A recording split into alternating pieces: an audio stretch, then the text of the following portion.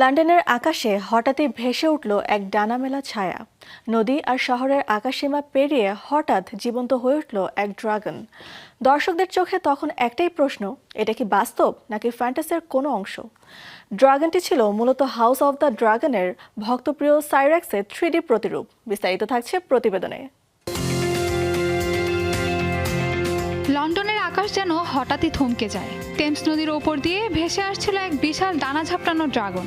Tower of London আর শহরের আকাশরেখা পেরিয়ে তার উড়ান দেখে প্রথমে কেউই ঠিক বুঝে উঠতে পারছিল না এটা বাস্তব নাকি অলীক কোনো দৃশ্য। কিন্তু ধীরে ধীরে পরিষ্কার হলো সত্যিটা। এই ড্রাগন কোনো পৌরাণিক জীব নয়, বরং জনপ্রিয় সিরিজ হাউস অব দি ড্রাগনের নতুন সিজন লঞ্চ উপলক্ষে তৈরি এক অসাধারণ প্রযুক্তি নির্ভর 3D মডেল। ড্রাগনটি আসলে ভক্তদের প্রিয় চরিত্র সাইরেক্সের প্রতিরূপ। তাই বাস্তব আকাশে এই ড্রাগনের উড়ান দেখে ভক্তদের উন্মাদনা আরও কয়েক গুণ বেড়ে যায়। জার্মান অ্যারোনটিক কোম্পানি এয়ারস্টেজ সিরিজের মূল প্রোডাকশন থেকে নেওয়া 3D স্ক্যান ব্যবহার করে এই ড্রাগনটি তৈরি করেছে। প্রায় 8 মিটার ডানার বিস্তার আর 23টি চলমান অংশে গড়া এই কাঠামোটি এমনভাবে ডিজাইন করা হয়েছে যেন দূর থেকে একেবারে জীবন্ত ড্রাগনের মতোই মনে হয়। ড্রাগনটির যাত্রা শুরু হয় টেমস নদীর তীর থেকে। এরপর এটি উড়ে যায় দি শার্ডের পাশ দিয়ে, টাওয়ার ব্রিজ পার হয়ে আবার টাওয়ার অফ লন্ডনের চারপাশে ঘুরে নিচে নেমে আসে।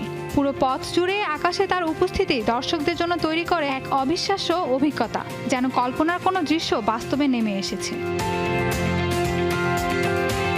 এই পুরো উড়ান পরিচালনা করে বিশেষ প্রশিক্ষিত একটি পাইলট দল।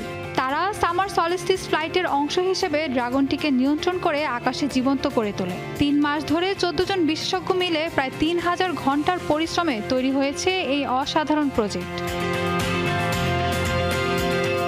সব মিলিয়ে হাউস অব দি ড্রাগনের প্রচারণায় শুধু একটি নতুন সিজনের ঘোষণা নয়, এটি ভক্তদের জন্য কল্পনার জগতে ফিরে যাওয়ার এক বিশাল আমন্ত্রণ। আর তাই লন্ডনের আকাশে এই ড্রাগনের উড়ান এখন নতুন করে আলোচনায় ফিরিয়ে এনেছে সিরিজটির জনপ্রিয়তাকে।